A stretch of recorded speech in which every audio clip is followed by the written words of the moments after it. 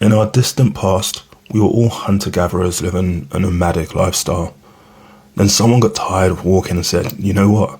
I like it here. I'm gonna stay." Then their mate said, "Bro, what are you gonna eat when the herds move on and the root vegetables are no longer in season?" And they replied, "I'm gonna farm. I'm gonna grow some vegetables and tame some animals, and that's what me and my family will eat." So that guy and his family stayed and became farmers, and it wasn't straightforward, but it worked. And then when a year passed and his mate came back around, he saw him and thought, "Well, damn, maybe I'll stop traipsing around and hang out with you." So he set up a farm with his family. And over the years, others joined, and the small farms became a community, which became a village, which became a town, and so on. We've now transitioned from a hunter-gatherer society to an agricultural society. But this society still needed a leader. And as their community grew, so did the responsibilities of the leader. So much so that they could no longer farm. Also, the issues the leader had to deal with required resource and investment. So it was agreed that everyone would give the leader a payment of some form, so that his family could eat and the shared community issues could be resolved. This was the birth of tax. Now, while everyone knows and trusts the leader, who has likely taken on the title of chief, things are all good. But when you get beyond a certain size and duration, you have significant degrees of separation. Over time, the leadership is passed on a hereditary basis. The family that has moved on from farming will find it challenging to go back to farming. And then they'll probably, by virtual proximity, have an advantage through experience in dealing with community issues. Eventually, the chief becomes a king and his family royalty. Now there needs to be distance from the people that would otherwise stop you in the street if they saw you in public.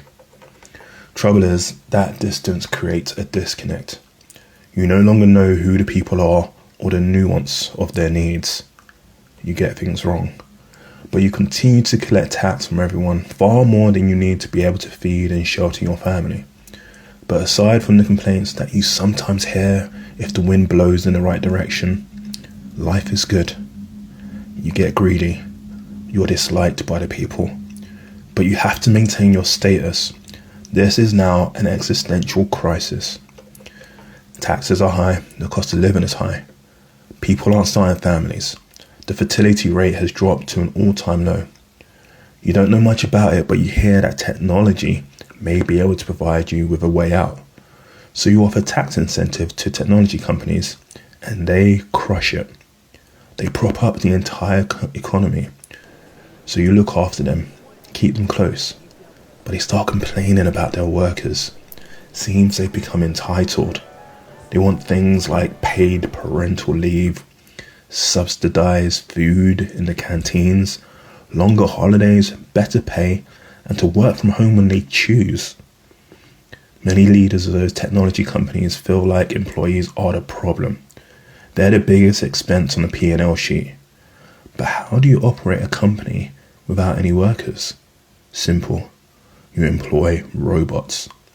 Mass-produce robots, and they can work in your factories. And with AI, you won't need HR, PR, comms, sales or marketing. You won't need programmers, engineers or developers. The machines will do it all. Without holiday, without sick leave, without parental leave, without pay. But without pay, where will the taxes come from? Can you raise corporation tax on your friends? You work for them now. How will the public services be maintained and improved? What will become of humans? Is this the completion of the cycle? Back to hunting and gathering.